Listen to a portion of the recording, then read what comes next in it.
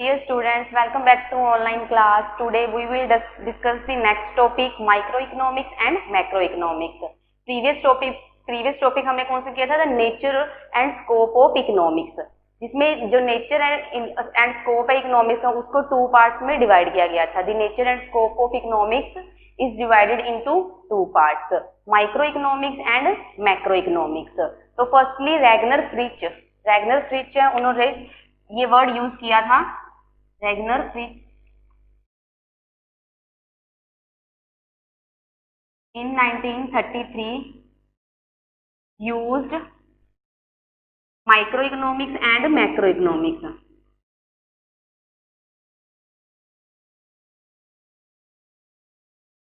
Firstly microeconomics and macroeconomics words, ये terms हैं, इसको किसने यूज किया था? रेगनर फ्रिच ने इन 1933. ठीक है. These words micro and macroeconomics, these words are derived into two Greek words. ठीक है. जो macro economic and micro economics हैं, ये दोनों वर्ड्स ग्रीक वर्ड्स में से डिराइव किए गए हैं. Greek word micro Greek word में से लिया गया है, मीन्स मिक्रोज. माइक्रो वर्ड कैसे बना है? ग्रीक वर्ड मिक्रो से, मिक्रो. ठीक है. एंड जो मैक्रो वर्ड है वो किस वर्ड से बना है? मैक्रोज. देखो, microeconomics and macroeconomics, these words are derived into two Greek words, micro and macros. ठीक है. Micro means small and macro means large. Micro means small and macro means large. Next definition है इसकी, Gregory Mankiw ने दी है definition. Microeconomics and macroeconomics. What is micro and macroeconomics? Definition Gregory मैंक्यू.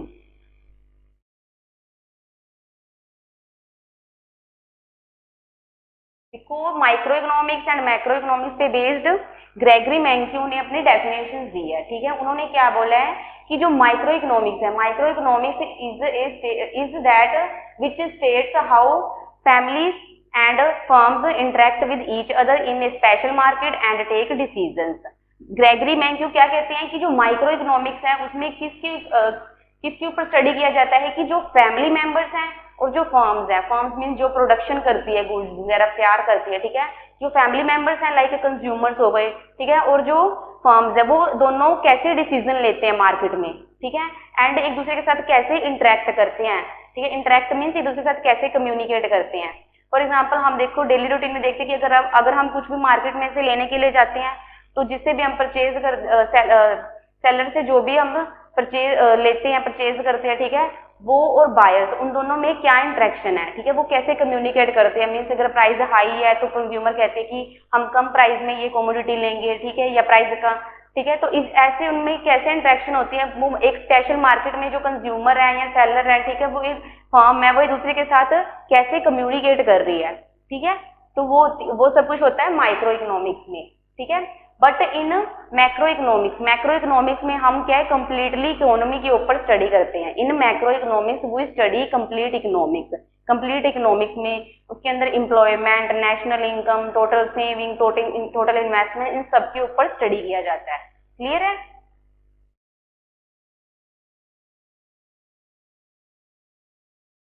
Next है, अब हम one by one discuss करेंगे micro economic and macro economic. First हम डिस्कस करेंगे micro economic.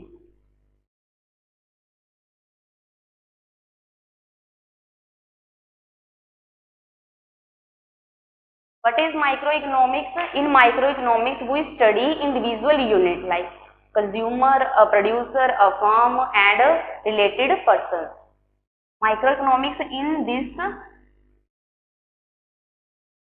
we study all individual unit.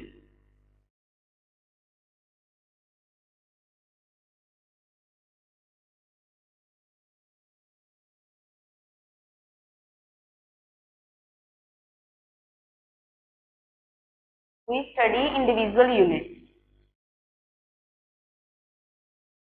like a consumer, a producer,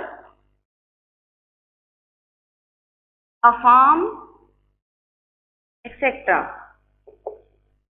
micro economics में क्या होता है, इन माइक्रो इकोनॉमिक वो स्टडी इंडिविजुअल यूनिट, इंडिविजुअल मतलब individual, एक सिंगल पर्सन के ऊपर स्टडी करते हैं, whether it be a consumer, a producer and a firm and other related groups, firm से रिलेटेड ग्रुप में जो पर्सन इन्वॉल्व होते हैं उनके ऊपर स्टडी करते हैं। इंडिविजुअल नेम से ही क्लियर है, देखो एक सिंगल पर्सन के ऊपर स्टडी करते हैं। माइक्रो इकोनॉमिक्स में लाइक हम कंज्यूमर के ऊपर स्टडी करते हैं, और कंज्यूमर मतलब एक कंज्यूमर के ऊपर स्टडी कर रहे हैं। ठीक है, देखो फॉर एग्जांपल हम कंज्यूमर की एग्जांपल लेते हैं। देखो जो कंज्यूमर है उसका मेन ऑब्जेक्टिव क्या होता है, to maximise his satisfaction, to maximise satisfaction.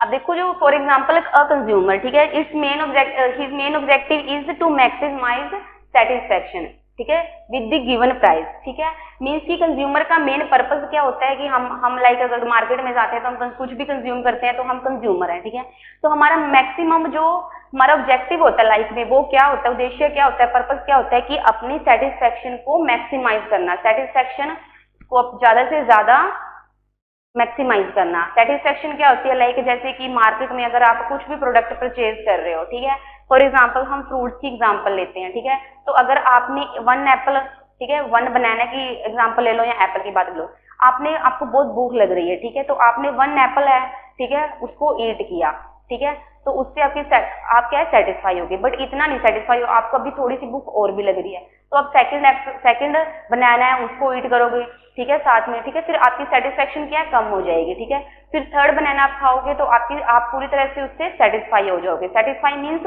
जो चीज हमें संतुष्टि देती है, सेटिस्फाई करती है। फॉर एग्जाम्पल अगर हम घर में लेते हैं कि अगर हम नाइट के टाइम पे अगर खाना खाते हैं, ठीक है, तो हम फर्स्टली हमें बहुत भूख लगी हुई है स्टार्टिंग में, ठीक है, हम पहले क्या करेंगे कि पहले एक चपाती है उसको ईट करेंगे, ठीक है, कंज्यूम करेंगे, ठीक है, फिर उसके बाद हमारी सेटिस्फेक्शन थोड़ी कम हो जाएगी क्योंकि हम थोड़ा सा संतुष्ट हो गए हैं। ठीक है, फिर हम सेकंड चपाती है, ठीक है, उसको कंज्यूम करेंगे, फिर हमारी सेटिस्फेक्शन और ज्यादा कंप्लीट हो गई। ठीक है, एंड लास्ट थर्ड चपाती जब हम कंज्यूम करेंगे तो हम उससे पूरी तरह से सेटिस्फाई हो जाएंगे। ठीक है, सेटिस्फाई जब हम उस चीज से कंप्लीटली सेटिस्फाई हो गए हैं, अब और चपाती अगर हमें मम्मा पूछेगी खाने के लिए तो अब हम क्या है मना कर देंगे, because we are satisfied with three chapati, क्योंकि हम थ्री चपाती से कंप्लीटली सेटिस्फाई हो चुके हैं। ठीक है, तो सेटिस्फेक्शन ये होती है। तो एक कंज्यूमर है, उसका मेन ऑब्जेक्टिव, कंज्यूमर मार्केट में से कुछ भी परचेज करता है, ठीक है, कुछ भी कंज्यूम करता है तो उसका मेन ऑब्जेक्टिव होता है मैक्सिमाइज सेटिस्फेक्शन। ठीक है, अगर हम देखते हैं कि कंज्यूमर, अगर हम कोई भी देखो माइक्रो इकोनॉमिक्स में मेनली हम कंज्यूमर इंडिविजुअल यूनिट पे स्टडी कर रहे हैं। ठीक है, फॉर एग्जांपल हम कंज्यूमर के ऊपर स्टडी कर रहे हैं, ठीक है, तो कंज्यूमर के ऊपर स्टडी कर रहे हैं तो कंज्यूमर का मेन ऑब्जेक्टिव होता है कि अपनी सेटिस्फेक्शन को मैक्सिमाइज करे। ठीक है, तो उसके लिए हम क्या है प्राइस को ध्यान में रखते हैं। ठीक है, कंज्यूमर की सेटिस्फेक्शन को मैक्सिमाइज करने के लिए उसके ऊपर स्टडी करना है कंज्यूमर के ऊपर कि कंज्यूमर की जो सेटिस्फेक्शन, उसका जो ऑब्जेक्टिव है कि मैंने अपने सेटिस्फेक्शन को मैक्सिमाइज करना है, तो उसके ऊपर हम स्टडी करने के लिए क्या करेंगे, प्राइस को ध्यान में रखेंगे। ठीक है, अगर देखो कंज्यूमर के ऊपर हम स्टडी कर रहे हैं, ठीक है, बट जो कंज्यूमर मार्केट में जाता है कुछ भी परचेज करता है, तो अगर कमोडिटी का प्राइस हाई है, ठीक है, तो उसे वो कमोडिटी बहुत अच्छी लगती है, लाइक एप्पल्स है, उसके प्राइस अगर हाई है बट वो उसे बहुत अच्छे लगते हैं, ठीक है, तो हाई प्राइसेस होने से वो क्या है वन एप्पल ही कंज्यूम करेगा, ठीक है, बिकॉज उसका प्राइस हाई है। ठीक है, जबकि उसकी डिजायर कितनी है, 2 एप्पल्स परचेज करने की, ठीक है, तो वो शायद उससे सेटिस्फाई नहीं हो पाई क्योंकि उसकी डिजायर कंप्लीट नहीं हो पाई है। ठीक है, सेटिस्फाई अब तब होते जब आपकी डिजायर जो आप चाहते हो वो आपकी कंप्लीट हो जाए। ठीक है, क्लियर है। तो इसीलिए जब भी हम इकोनॉमिक्स में, माइक्रो इकोनॉमिक्स में स्टडी करते हैं, कंज्यूमर पे स्टडी करेंगे या फिर कोई प्रोड्यूसर है, प्रोड्यूसर का मेन ऑब्जेक्टिव क्या होता है कि जो भी गुड्स वो तैयार कर रहा है, जो भी कमोडिटी वो प्रोड्यूस कर रहा है, ठीक है, उससे जो उसको आउटपुट मिलेगी वो क्या है मैक्सिमाइज होनी चाहिए। मीन्स प्रोड्यूसर का मेन पर्पस यही होता है कि वो उसकी जो भी गुड्स वो तैयार कर रहा है वो ज्यादा से ज्यादा गुड्स की प्रोडक्शन करे। ठीक है, क्योंकि ज्यादा से ज्यादा गुड्स प्रोडक्ट करेगा तो उसको प्रॉफिट भी ज्यादा होगा। ठीक है, तो उसके लिए भी हम क्या है प्राइस को ध्यान में रखते हैं, क्योंकि अगर मैं प्रोड्यूसर हूँ, ठीक है, अगर मैं कोई भी कमोडिटी तैयार कर रही हूँ, ठीक है, बिस्किट तैयार कर रही हूँ या नोटबुक्स वगैरह कुछ भी प्रोड्यूस कर रही हूँ मैं, ठीक है, तो उसके लिए पहले, या शुगर वगैरह कुछ भी क्लोथ प्रोड्यूस कर रही हूँ, तो उसके लिए सबसे पहले मैं प्राइसेस को ध्यान में रखूंगी, ठीक है। अगर प्राइसेस कम है, ठीक है, मैं बिस्किट्स तैयार कर रही हूँ, बिस्किट्स के प्राइसेस बहुत कम है, पहले 5 प्राइस था मार्केट में, बट वो 3 रुपीज हो गया है, ठीक है, ये हमने जस्ट सपोज किया है, ठीक है, तो मैं बिस्किट्स तैयार नहीं करूंगी क्योंकि मुझे उससे कम प्रॉफिट मिलेगा, ठीक है। 5 रुपीज की थे तब तो मैं उनको प्रोड्यूस करती, बट 3 के हो चुके हैं तो मुझे लॉस होगा, ठीक है, तो इसीलिए क्या है कि मैं उनको प्रोड्यूस नहीं करूंगी, ठीक है। तो जब भी हम किसी भी कंज्यूमर के ऊपर या प्रोड्यूसर के ऊपर या कोई भी फर्म है, ठीक है, उसके ऊपर स्टडी करते हैं तो साथ में हम प्राइस को जरूर लेके चलते हैं, क्योंकि अगर प्राइजेस से ही हमें पता चलता है कि कंज्यूमर को प्रॉफिट हो रहा है, कंज्यूमर अपनी मैक्सिमाइज सेटिस्फेक्शन चाहता था उतनी उसको मिल भी रही है या नहीं मिल रही है, ठीक है। तो इसीलिए माइक्रो इकोनॉमिक्स है, इसको प्राइस थ्योरी भी बोलते हैं, क्योंकि माइक्रो इकोनॉमिक्स में जिस कंसेप्ट के ऊपर हम स्टडी करेंगे तो उसमें हम प्राइस को साथ में लेके चलते हैं, ठीक है, क्योंकि प्राइजेस से हमें पता चलता है कि कंज्यूमर का ऑब्जेक्टिव था मैक्सिमाइज सेटिस्फेक्शन, क्या उसका ये ऑब्जेक्टिव कंप्लीट हुआ या नहीं हुआ, प्रोड्यूसर का ऑब्जेक्टिव था कि ज्यादा से ज्यादा प्रोडक्शन करनी, ठीक है, तो उसका जो ऑब्जेक्टिव है वो कंप्लीट हुआ या नहीं हुआ, तो इसके लिए हम मेनली प्राइस को साथ में लेके चलते हैं। इसलिए जो माइक्रो इकोनॉमिक्स है इसको हम प्राइस थ्योरी भी बोलते हैं, micro economics called price theory, ठीक है। लाइक मैं आपको एक और एग्जांपल देती हूँ।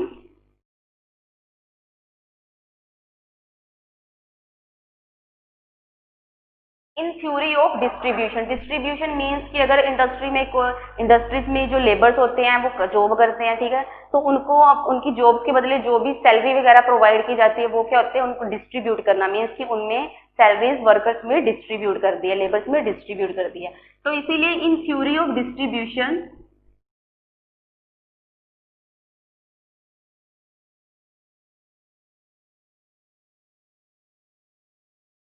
थ्योरी ऑफ डिस्ट्रीब्यूशन में भी अगर हम स्टडी कर रहे हैं, थ्योरी ऑफ डिस्ट्रीब्यूशन में भी, तब भी हम क्या है, इसमें भी क्या है कि प्राइजेज ऑफ फैक्टर्स हैं उनको हम ध्यान में रखते हैं, ठीक है, प्राइजेज ऑफ फैक्टर्स।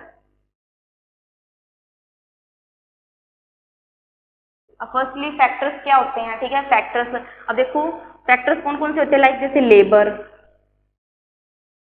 ठीक है। अगर हम थ्योरी ऑफ डिस्ट्रीब्यूशन की बात कर रहे हैं, इंडस्ट्री में कोई भी इंडस्ट्री है या फर्म है उससे रिलेटेड हम बात कर रहे हैं, तो जो लेबर है, ठीक है, कैपिटल है, एंटरप्रेन्योरशिप है,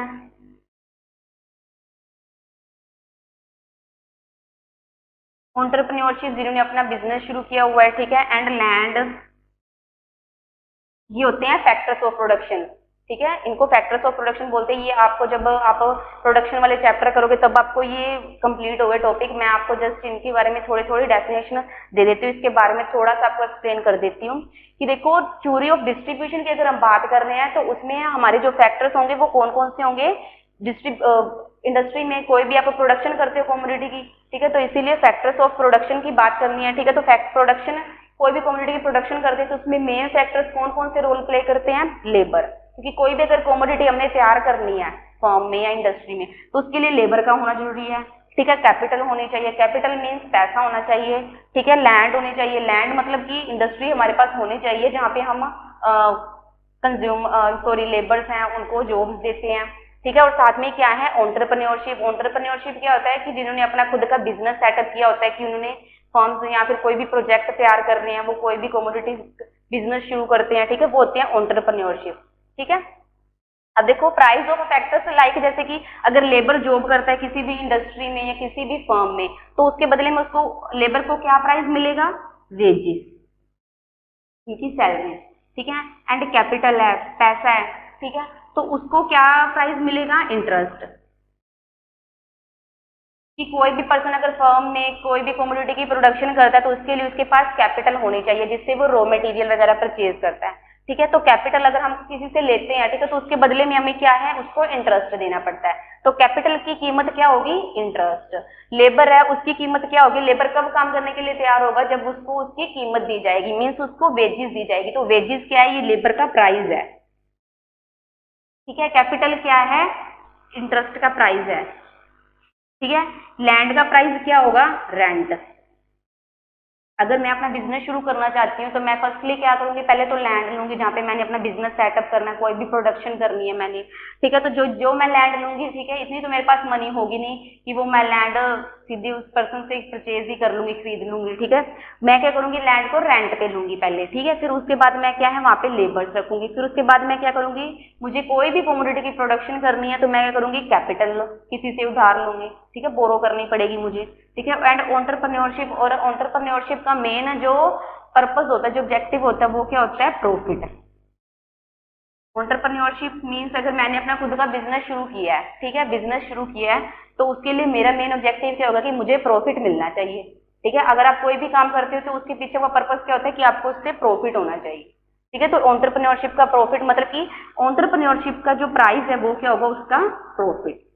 अगर आपके फादर कहीं भी जॉब करते हैं, कुछ अपने सेल्फ एम्प्लॉयड होते हैं जिनका खुद की जॉब होती है, बट कुछ पर्सन होते हैं जो किसी के अंडर रह के जॉब करते हैं, ठीक है। अगर आपके फादर जॉब करते हैं, ठीक है, तो जॉब उनको क्या दी जाती है, सैलरी दी जाती है। तो सैलरी की आपके फादर की कीमत है एक तरफ से, ठीक है। आपके फादर की सैलरी क्या है, उनके लिए वो उसका उनका प्राइस होगा। क्योंकि अगर कोई भी काम कर रहे हैं तो हम पहले ऐसे कहते हैं ना कि मैं आपसे इतने पैसे लूंगा इस काम के बदले में, ठीक है। तो ये क्या है, प्राइस ऑफ फैक्टर्स, ये सभी फैक्टर्स होते हैं, labour, capital, entrepreneurship and land, ठीक है।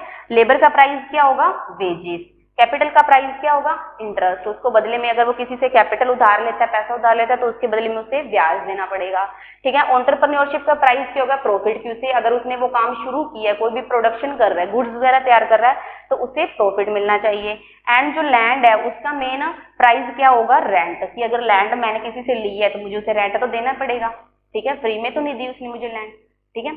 तो क्लियर है कि फैक्टर्स, प्राइस ऑफ फैक्टर्स आपको। तो देखो अब हमने थ्योरी ऑफ डिस्ट्रीब्यूशन में, ठीक है, अब देखो इसको लेबर को क्या डिस्ट्रीब्यूट की, वेजेस, ठीक है। लैंड को क्या हमने रेंट दे दिया, ठीक है, डिस्ट्रीब्यूट किया एक तरह से, डिस्ट्रीब्यूट मतलब बांटना उनको, ठीक है। एंड कैपिटल को हमने क्या दिया, इंटरेस्ट दिया, और एंटरप्रेन्योरशिप को क्या है, प्रॉफिट, ठीक है। तो इसीलिए थ्योरी ऑफ डिस्ट्रीब्यूशन में भी हमने अगर स्टडी करनी है थ्योरी ऑफ डिस्ट्रीब्यूशन पे, तब भी हम क्या है, प्राइस को साथ में लेके चल रहे हैं, ठीक है। विदाउट प्राइस के हम कोई भी फैक्टर्स को साथ नहीं एक्सप्लेन कर सकते, ठीक है। फैक्टर्स में अगर हम फैक्टर्स ऑफ प्रोडक्शन के बारे में मैं आपको बता रही हूँ, तो हर एक फैक्टर में मैंने आपको प्राइस के बारे में एक्सप्लेन किया है। तो अगर माइक्रो इकोनॉमिक्स में मेरे लिए होता क्या है कि अगर हम कोई भी इंडिविजुअल यूनिट पे अगर स्टडी करते हैं तो साथ में प्राइस को लेके चलते हैं, क्लियर है। So it is called price theory. Micro economics को प्राइस थ्योरी बोलते हैं, इसीलिए। क्लियर है।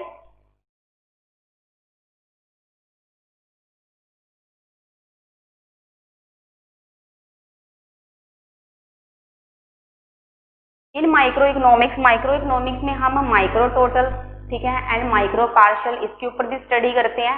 फर्स्ट है micro total, what is micro total, फिर माइक्रो पार्शल।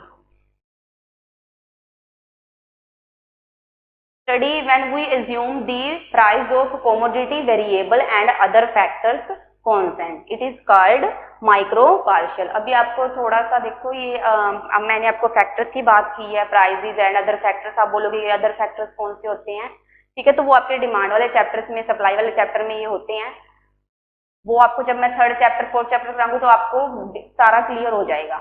माइक्रो पार्शियल में जब भी हम तो स्टडी कर रहे हैं, माइक्रो इकोनॉमिक्स में स्टडी करते हैं किसी भी कंज्यूमर के ऊपर या प्रोड्यूसर किसी भी चीज के ऊपर हम स्टडी करते हैं, तो माइक्रो पार्शियल में क्या होता है कि हम क्या है, व्हेन वी, इसमें हम क्या करेंगे, एक फैक्टर को क्या है, वेरिएबल, वेरिएबल का मीनिंग क्या होता है, चेंजेस, ठीक है, चेंज करना। वेरिएबल मीन्स चेंज करना।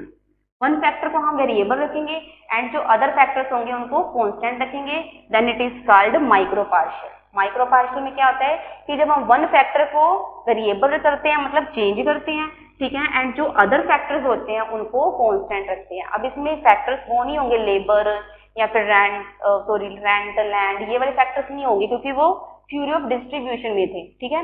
माइक्रो पार्शियल में क्या है कि वन फैक्टर लाइक जैसे हम प्राइस है उसको क्या है, वेरिएबल रखेंगे, चेंज करेंगे, ठीक है, and other factors like income हो गई, उसको क्या है, हम कांस्टेंट रखेंगे। कांस्टेंट मींस जिसमें हम चेंजेस नहीं करते हैं, ठीक है, तो उसे क्या कहते हैं, micro partial. For example like जैसे डिमांड है, डिमांड में मेनली क्या होता है कि अगर हमने कोई भी प्रोडक्ट की डिमांड करनी होती है तो हम सब कुछ देखते हैं कि हमारे पास इनकम है, मतलब हमारी इनकम ज्यादा है तो उसी इनकम पैसा है, ठीक है, तभी हम डिमांड करेंगे, ठीक है। और क्या प्राइजेज कम है या ज्यादा है, उसी के अकॉर्डिंग डिमांड करते हैं।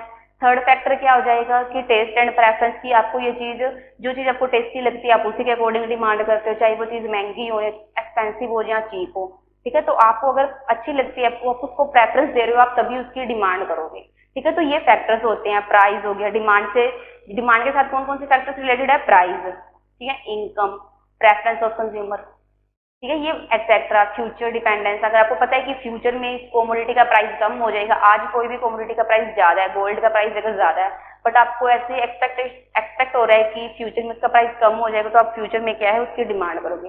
तो ये सब क्या है, डिमांड के फैक्टर्स होते हैं, ठीक है।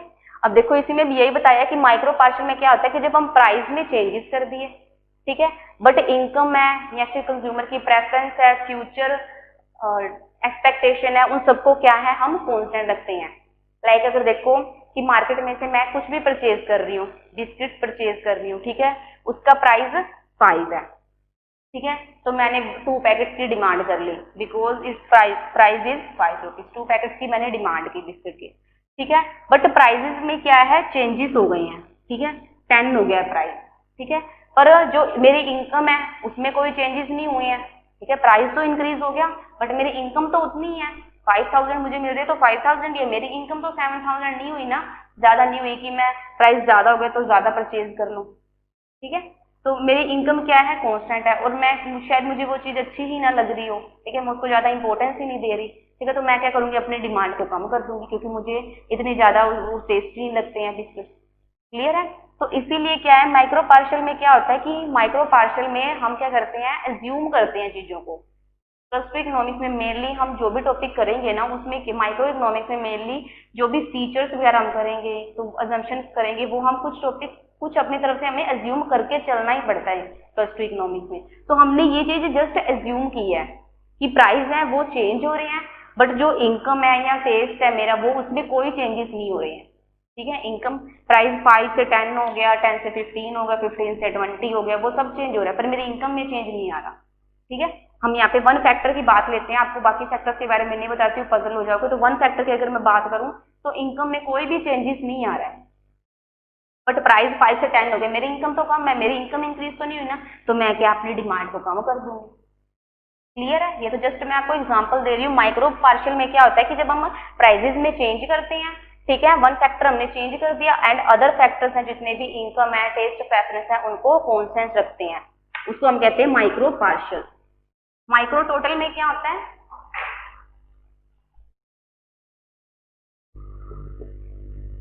माइक्रो टोटल में हम जितने भी फैक्टर्स हैं उन सबको वेरिएबल रखते हैं, ऑल फैक्टर्स आर वेरिएबल। यहाँ पे भी हम आप डिमांड की एग्जांपल ले सकते हैं, ठीक है, डिमांड की एग्जांपल, तो इसमें हमने सभी फैक्टर्स को वेरिएबल कर दिया, वेरिएबल मीन्स चेंजेस कर दिया, मीन्स चेंजेस होते रहते हैं। हम 2 फैक्टर्स की बात करते हैं, प्राइस एंड इनकम। बिस्किट की एग्जांपल लेते हैं, बिस्किट का प्राइस 5 था, ठीक है, मेरी इनकम उस टाइम पे 5000 रुपीज थी, तो मैंने 2 पैकेट परचेज कर लिए, ठीक है, प्राइस इंक्रीज होकर 10 हो गया, मीन्स प्राइस में भी चेंजेस हो गया, ठीक है। यहाँ पे ऑल फैक्टर्स वेरिएबल लिखा है, तो मीन्स मेरे इनकम में भी चेंज हो गया, 7000 हो गई, ठीक है, तब भी मैं 2 पैकेट्स परचेज करूंगी, ठीक है, प्राइजेस में चेंज हो रहा है, मेरी इनकम में भी चेंज हो रहा है, क्लियर है। तो डिमांड क्या है, प्राइजेस इंक्रीज होने से मेरी डिमांड भी इंक्रीज हो रही है, क्यों इंक्रीज हो रही है, बिकॉज इसमें जितने भी फैक्टर्स हैं वो वेरिएबल होते हैं, चेंज होते रहते हैं, प्राइजेस में भी चेंज आएगी, आपके टेस्ट में भी चेंज आते रहेंगे, क्योंकि एक चीज खा खा के आप बोर हो जाते हो, ठीक है, आपकी इनकम में भी चेंजेस आएंगे, तो उसको हम बोलते हैं माइक्रो टोटल, क्लियर।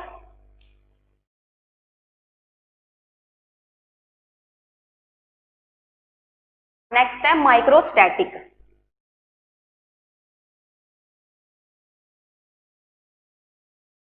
माइक्रोस्टैटिक में क्या होता है कि जब all factors, all economic variables या फैक्टर्स हैं, लाइक प्राइस, माइक्रोस्टैटिक में क्या होता है कि all economic variables factors like price हो गया या इनकम हो गई, ठीक है, ये सभी क्या है, स्टैट रहते हैं। स्टैटिक से ही क्लियर है ना, कांस्टेंट रहते हैं, मींस इनमें कोई चेंजेस नहीं हो रहा है। टू फैक्टर्स के एग्जाम्पल बात करते हैं हम, प्राइस एंड इनकम। प्राइस 5 है, ठीक है, इनकम भी हमारी 5000 है, ठीक है। प्राइस 5 है, सम 6 मंथ के बाद या 7 मंथ 2 मंथ 3 मंथ के बाद देखे तब भी बिस्किट का प्राइस 5 है, मेरी इनकम भी 5000 है, ठीक है। 8 मंथ के बाद 9-10 मंथ के बाद अगर हम देखें तब भी बिस्किट का प्राइस 5 है, मेरी इनकम भी क्या है, 5000 ही है, ठीक है। तो माइक्रोस्टैटिक में क्या होता है, स्टैटिक मीन्स स्टैटिक रहती है, स्टॉप रहती है, जब उसमें चेंजेस नहीं होते हैं, ठीक है। जब स्टैटिक सिचुएशन आती है तो उसमें क्या होता है कि जो भी इकोनॉमिक वेरिएबल आई हैं, जो फैक्टर्स हैं लाइक प्राइस एंड इनकम, ये सब क्या है, कांस्टेंट रहते हैं, कोई चेंजेस नहीं होते हैं, ठीक है। तो उसे हम क्या कहेंगे, माइक्रोस्टैटिक।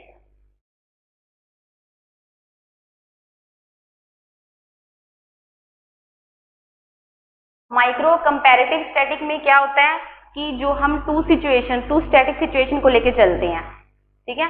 अब यहाँ पे माइक्रोस्टैटिक में क्या था कि प्राइजेस में भी चेंज नहीं हो रहे हैं, कंज्यूमर की इनकम में भी चेंज नहीं हो रहा है, उसके टेस्ट एंड प्रेफरेंस में भी कोई चेंजेस नहीं आ रहे हैं, ठीक है। तो ये सभी फैक्टर्स क्या है, इनको हम स्टैटिक ही रखते हैं, कॉन्स्टेंट रखते हैं, इनमें कोई चेंजेस नहीं हो रहा है, ठीक है। माइक्रो कंपैरेटिव स्टैटिक में क्या होता है कि जब हम टू स्टैटिक सिचुएशन को कंपेयर करते हैं, ठीक है। अभी मैंने आपको एग्जांपल दी थी क्योंकि यहाँ पे मैंने टू फैक्टर्स लिए थे ना, तो टू स्टैटिक सिचुएशन, दोनों फैक्टर्स हैं, इनकम और प्राइस, वो दोनों कांस्टेंट थे, उनमें कोई चेंजेस नहीं हो रहा था। इनकम मेरी 5000 थी तो प्राइस जो बिस्किट है वो 5 था, ठीक है। तो मैं टू पैकेट के अकॉर्डिंगली डिमांड कर रही थी। तो माइक्रो कंपैरेटिव स्टैटिक में क्या होता है कि जब हम टू स्टैटिक सिचुएशन को लेके चलते हैं तो उसको माइक्रो कंपैरेटिव स्टैटिक कहती है, जो एग्जांपल मैंने अभी आपको दी, ठीक है। नेक्स्ट है आपका माइक्रो डायनामिक स्टैटिक मीन्स जो चीज कांस्टेंट रहते हैं, जिसमें कोई चेंजेस नहीं हो रहे हैं, लाइक प्राइस है 555 रहता है, इनकम है 5000 ही रहती है, इंक्रीज नहीं हो रही है, ठीक है। माइक्रो डायनामिक में क्या होता है, डायनामिक मीन्स जिसमें कॉन्टिन्यूसली चेंजेस होते रहते हैं, ठीक है। In which economic variables are continuously change. अब देखो माइक्रो डायनामिक में क्या होता है कि जिसमें इकोनॉमिक्स वेरिएबल है, प्राइसेस है, इनकम है, टेस्ट है, उन सब में क्या है, लगातार चेंजेस होते रहते हैं। बिस्किट का प्राइस आज, जो बिस्किट का प्राइस है वो आज 5 रुपीज है, ठीक है। थोड़े टाइम के बाद 15-20 दिन के बाद या 1 मंथ के बाद वो 10 रुपीज हो गया, ठीक है। 2 मंथ के बाद वो 15 हो गया, ठीक है। तो ऐसे चेंजेस होते रहते हैं। इनकम मेरी आज 5000 है, ठीक है, थोड़े टाइम के बाद वो 8000 होगी, थोड़े टाइम के बाद 10,000 होगी, 12,000 होगी, तो मीन्स चेंजेस होते रहते हैं। डायनामिक मीन्स देखो नेम से ही क्लियर है, डायनामिक मीन्स जब जिसमें कॉन्टिन्यूसली चेंजेस आते रहते हैं। तो इकोनॉमिक वेरिएबल्स या इकोनॉमिक्स, ऐसे इकोनॉमिक वेरिएबल्स और फैक्टर्स जिसमें कॉन्टिन्यूसली चेंजेस आते रहते हैं, उसको हम कहते हैं माइक्रो डायनामिक सिचुएशन। क्लियर है? ये थी आपकी माइक्रो इकोनॉमिक्स। माइक्रो इकोनॉमिक्स में हम क्या करते हैं, इंडिविजुअल यूनिट के ऊपर स्टडी करते हैं। क्लियर है? उसके बाद आपका micro partial, micro total, micro static, micro comparative static, micro dynamic, इसके ऊपर हमने डिस्कस किया। नेक्स्ट आपका टॉपिक है macro economics.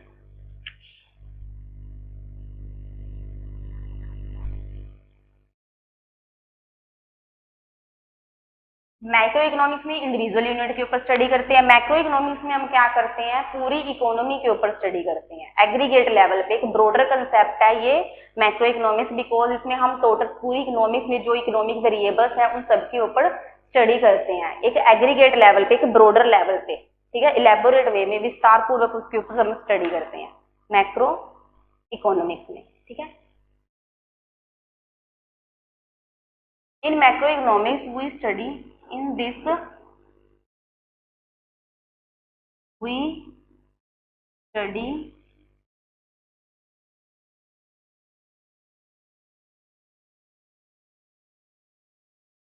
complete economics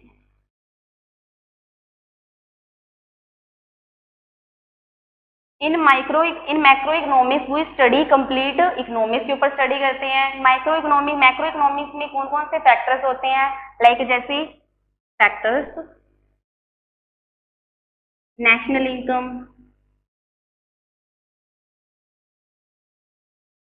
investment, total saving, etcetera.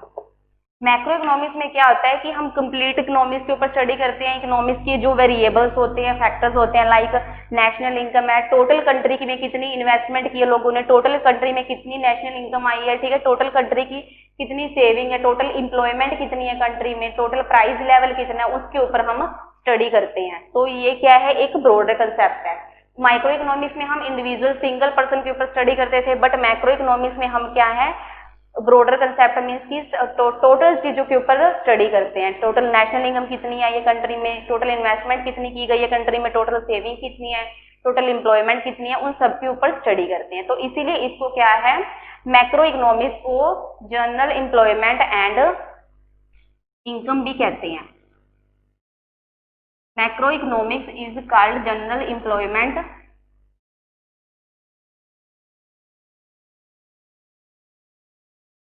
and income. Why macroeconomics is called general employment and income? Because macroeconomics में हम employment, income इनके ऊपर स्टडी करते हैं। इकोनॉमिक्स केन्स है, उन्होंने 1936 में बुक लिखी थी, Keynes in 1936, general theory of employment, interest and money.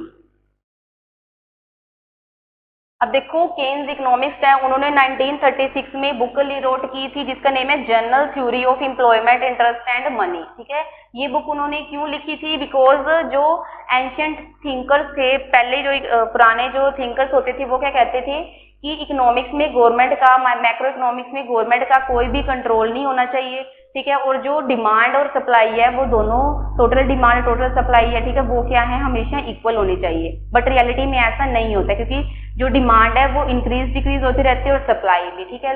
Like जैसे कि अभी जो कोरोना की प्रॉब्लम से क्या है, लोगों की डिमांड इंक्रीज हुई थी, बट उस टाइम पे जो सप्लाई है वो कम हो रही थी, क्योंकि उस टाइम पे जो फैक्ट्रीज वगैरह बंद हो गई थी, तो गुड्स वगैरह की प्रोडक्शन नहीं हो रही थी, तो सप्लाई क्या कम होनी थी, ठीक है। तो ये जो थिंकर्स ने व्यूज दिए थे कि जो डिमांड है और सप्लाई है वो दोनों इक्वली रहनी चाहिए, वो सिचुएशन कभी नहीं होती। तो जो एंशियंट थिंकर्स ने ये जो बातें कही थी, तो केन्स ने इन बातों को क्रिटिसाइज किया था, ठीक है। उसमें से उन्होंने कमियां बताई थी कि ऐसा नहीं हो सकता, गवर्नमेंट की इंटरवेंशन का होना, इंटरफेरेंस का होना कंपल्सरी है कंट्री में, बिकॉज नेशनल इनकम एम्प्लॉयमेंट की अगर हम बात करते हैं तो उसमें इंडिविजुअल पर्सन कुछ नहीं कर सकता, गवर्नमेंट का बीच में इंटरफेयर करना बहुत कंपल्सरी है। तो जो एंशियंट थिंकर्स ने अपने व्यूज दिए थे, केन्स ने उन व्यूज को क्या है, क्रिटिसाइज किया था, उसमें कमियां निकाली थी, इसीलिए उन्होंने क्या है, general theory of employment, interest and money book लिखी थी। क्लियर है। अब देखो, मैक्रो इकोनॉमिक्स में हम ब्रॉडर लेवल पे स्टडी करते हैं, तो मैक्रो इकोनॉमिक्स में भी जैसे हमने माइक्रो इकोनॉमिक्स में किया है, मैक्रो इकोनॉमिक्स में भी हम मैक्रो टोटल, मैक्रो पार्शियल, इसके ऊपर स्टडी करते हैं। मैक्रो पार्शियल क्या होता है, what is macro partial, same as micro partial, ठीक है। जब हम इकोनॉमिक्स के ऊपर स्टडी करते हैं, मैक्रो में क्या होता है, पूरी इकोनॉमिक्स पे स्टडी कर रहे हैं, ठीक है। तो जब भी हम इकोनॉमिक के ऊपर स्टडी करते हैं, तो जब हम one factor on the basis of one factor, only one factor के बेस पे हम इकोनॉमिक्स के ऊपर स्टडी कर रहे हैं, तो उसको हम कहेंगे मैक्रो पार्शियल। क्लियर है। On basis of one factor. Macro economics में फैक्टर कौन कौन से होते हैं, employment, national income, investment, saving, ठीक है। बट हम वन फैक्टर को ही लेके चलेंगे, ठीक है, बाकी फैक्टर्स को हम क्या है, कांस्टेंट ही रखते हैं। वन फैक्टर लाइक अगर हम एम्प्लॉयमेंट को लेके चलते हैं, ठीक है, बाकी फैक्टर जैसे कि नेशनल इनकम, इन्वेस्टमेंट, सेविंग है, उन सबको, इकोनॉमिक ग्रोथ, उन सबको हम कांस्टेंट रखते हैं, ठीक है। और जब हम पूरी इकोनॉमी की स्टडी एम्प्लॉयमेंट के बेस पे कर रहे हैं, ठीक है, एम्प्लॉयमेंट के बेस्ड पे हम पूरी इकोनॉमी मैक्रो इकोनॉमिक्स के ऊपर स्टडी कर रहे हैं, ठीक है, तो उसे हम क्या कहेंगे, मैक्रो पार्शियल, क्योंकि हम वन फैक्टर के बेस्ड पूरी इकोनॉमी की स्टडी कर रहे हैं। ठीक है, इकोनॉमी पे मेनली स्टडी करते ही क्यों है, क्योंकि इससे हमें पता चल रहा है कि हमारी कंट्री में की ग्रोथ कितनी हो रही है। ठीक है, कहीं ग्रोथ डाउन तो नहीं जा रही है। ठीक है, तो ग्रो करने के लिए, कंट्री को डेवलप करने के लिए इकोनॉमिक स्टडीज की जाती है। क्लियर है, मैक्रो पार्शियल। नेक्स्ट है मैक्रो टोटल, सेम एज उसके जैसा ही है माइक्रो इकोनॉमिक्स, बस उसमें हमने प्राइस इनकम लिया था, यहाँ पे हमारे factors employment, national income etcetera ये सब है। मैक्रो टोटल,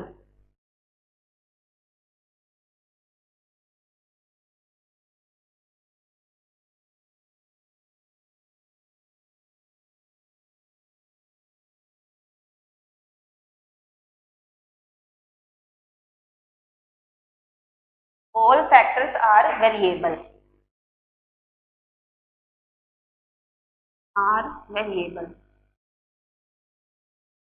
मैक्रो टोटल में हम क्या करते हैं, मैक्रो पार्शियल में हमने वन फैक्टर को सिर्फ वेरिएबल माना था, बाकी सभी को क्या है, कांस्टेंट रखा था और उसी पे बेस्ड इकोनॉमी की स्टडी की थी। ठीक है, मैक्रो टोटल में हम क्या करेंगे कि ऑल फैक्टर्स को हम क्या है, वेरिएबल मानेंगे। ठीक है, जिसमें सारे फैक्टर्स क्या है, वेरिएबल होते हैं। एम्प्लॉयमेंट, नेशनल इनकम है, टोटल सेविंग है, एम्प्लॉयमेंट में भी चेंजेस आते रहते हैं, क्योंकि एम्प्लॉयमेंट एक जैसी तो होती नहीं है। ठीक है, कभी 50% हो गई, 70%, 75 ऐसी होती है। ठीक है, नेशनल इनकम भी इंक्रीज डिक्रीज होती रहती है। ठीक है, 1 ईयर नेशनल इनकम कुछ और है, सेकंड ईयर में कुछ और होगी। ठीक है, इन्वेस्टमेंट, सेविंग है, टोटल वो भी इंक्रीज डिक्रीज होती रहती है। तो मैक्रो टोटल में हम जब इकोनॉमी पे स्टडी करते हैं, इकोनॉमिक वेरिएबल पे, तो ठीक है, तो जो भी हम इसमें फैक्टर्स लेते हैं, नेशनल इनकम, इनके ऊपर स्टडी करते हैं, एम्प्लॉयमेंट, ठीक है, तो उन सबको हम क्या वेरिएबल रखते हैं, मीन्स इन सभी फैक्टर्स में चेंजेस होते रहते हैं, तो उसको हम बोलते हैं मैक्रो टोटल। क्लियर है।